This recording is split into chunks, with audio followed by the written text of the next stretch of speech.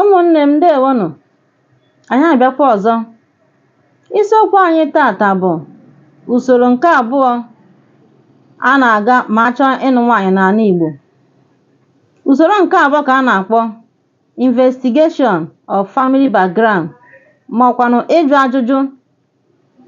N'oge nke mbụ ha nawara, anyị matara na nna nke nwaanyị na nne nke nwaanyị ga na-ajụkwa ajụjụ ka ha mara ebe nwa ha na-aba. Ha ga-ajụcha ajụjụ mara ma nna nke nwoke na nne nke nwoke ma ha na-esi iche iche. Ha ga-ajụkwa ajụjụ kedu ụdị agwa ha na-akpa na famili ahụ ma na-akpakwa agwa dị mma. Ha ga-agacha nyochacha o nwere ụdị ọrịa na-arịa n'ezinụlọ ahụ. Ọtụtụ ihe ka ha ga-ajụ ajụjụ. Oge ha na-ajụ ajụjụ a, nne nke nwaanyị na nna nke nwaanyị ga na-ajụ ya, ndị nke nwoke agaghịkwa ama. Ndị nke nwoke ga na-ajụkwa ndị nke nwaanyị agaghịkwa ama. Ihe niile a bụ ihe a ga na-achọpụta na ebe family background maọbụ ịjụ ajụjụ a.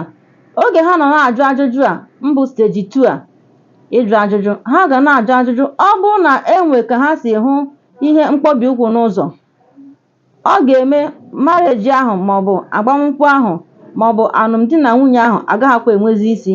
Mana ọ bụrụ na ha mechara gaa jụchaa ajụjụ ndị agbata obi ha, ọsọgọdị ka ndị nwaanyị ahụ na di ha biri na mba ofesi, a ga-erukwa ụlọ jụọ ajụjụ.